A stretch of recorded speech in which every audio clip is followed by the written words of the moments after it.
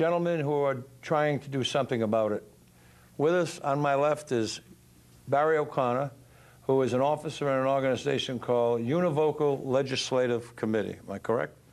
And next to Barry is Senator Harold Metz from the city of Providence, who's well known for a lot of legislative efforts in these past years in our city. And to Senator Metz's left and across from me and across from Tom O'Connor is Nick Figueroa, who also is an officer with Mr. O'Connor, Barry O'Connor, in the organization Univocal Legislative Advisory Committee. We'll get the O'Connors confused, and this is your nephew, this is Tom's nephew, but anything that Tom says that you don't agree with, please do not blame Barry. Let's start with you, Senator. You've introduced legislation now. How many years has this legislation been introduced in the Assembly? Well, this legislation to remove the word plantation from the state of Rhode Island, Joe, has been the last couple of years, thanks to OMAC. Their advocacy, their organization, their advocacy. They meet. They're a coalition of community groups that fights for different things for equality. But it really goes back 20 years, back to the 80s with the Honorable George Castro, who first started putting this legislation in.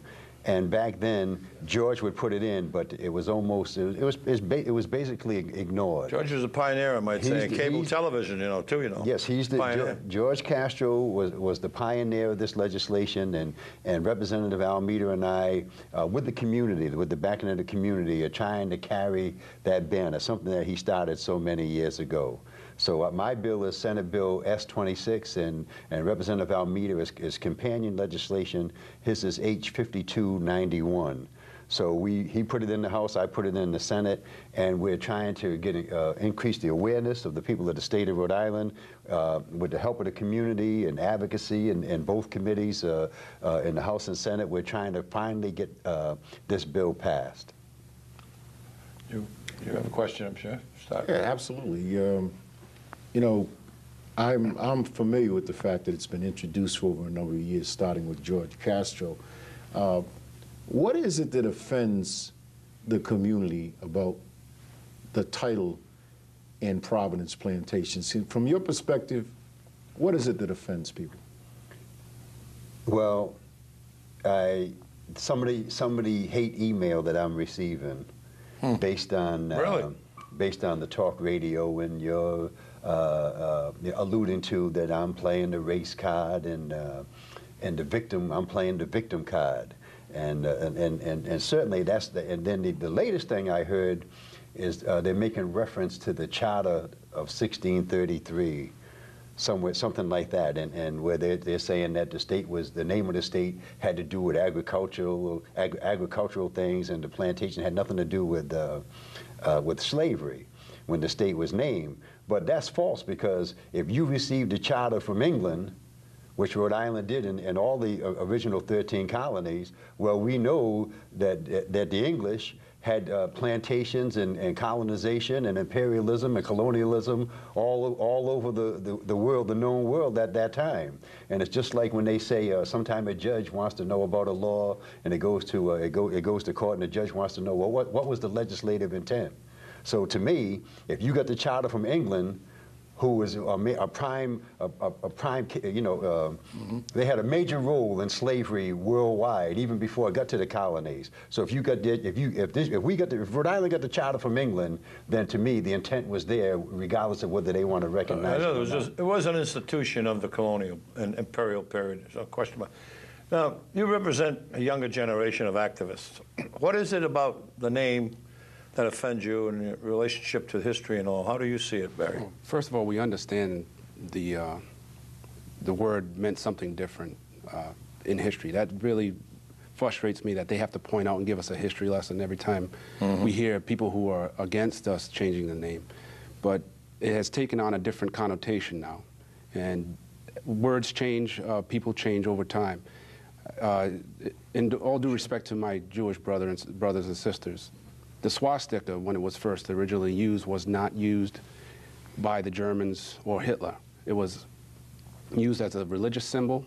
It meant power, strength, God at one point. It was used by early native peoples in South America. Different and early Nordic peoples, too, in Scandinavia. Chinese, Japanese. Right.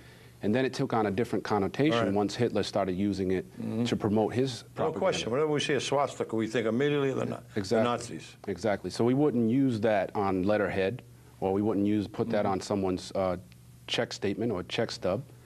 We're saying that we know what the original meaning was, but now it's taken on that same connotation as the swastika or the word. There was discussion on talk radio, Senator, about the documents, do all state documents carry that name and Providence Plantations?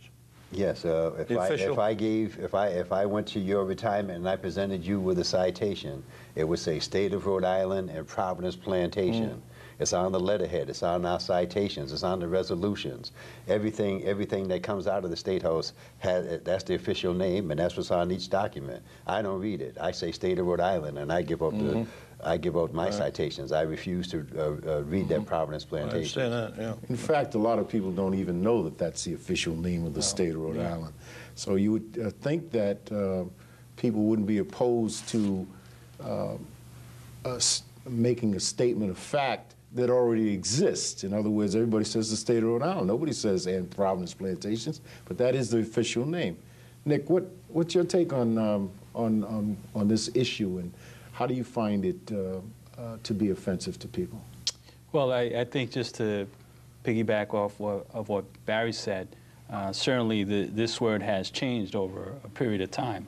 And clearly, if it's offensive to a group of Rhode Islanders, no matter what the size of that group is, it is the state's responsibility to take action to make sure that this group is not offended or treated differently because of that phrase in any way. And I'll give you a couple examples.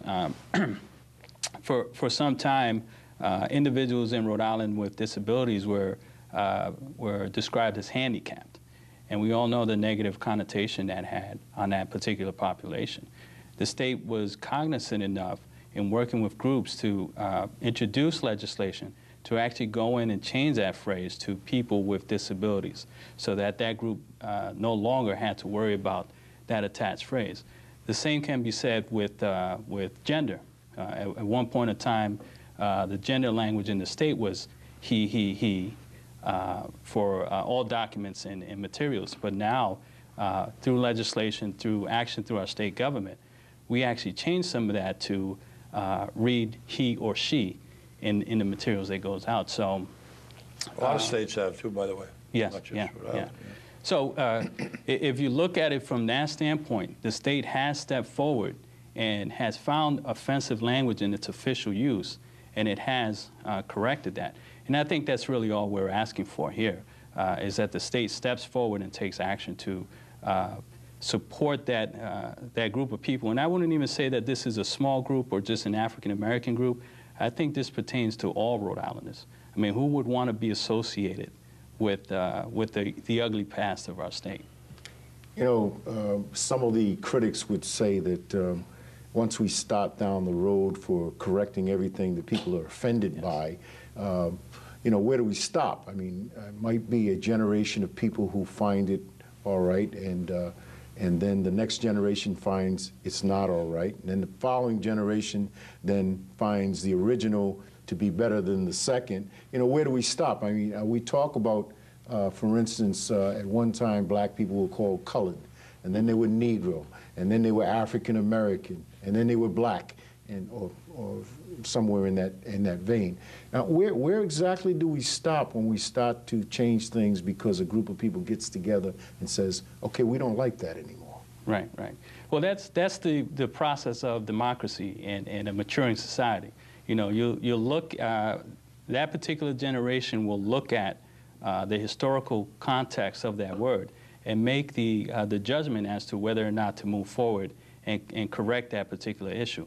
For us, it's the phrase plantations and the clear connection here to the slave trade in Rhode Island. A lot of people, as you mentioned, may not know what the full official name of the state is, and they may not also be aware that Rhode Island was actually the largest slave port during the transatlantic slave trade. That's a good point you raised, yes. Nick, because the last 5 years, I would say, through the work of the Black Heritage Society, which I know you're familiar with, and Brown University,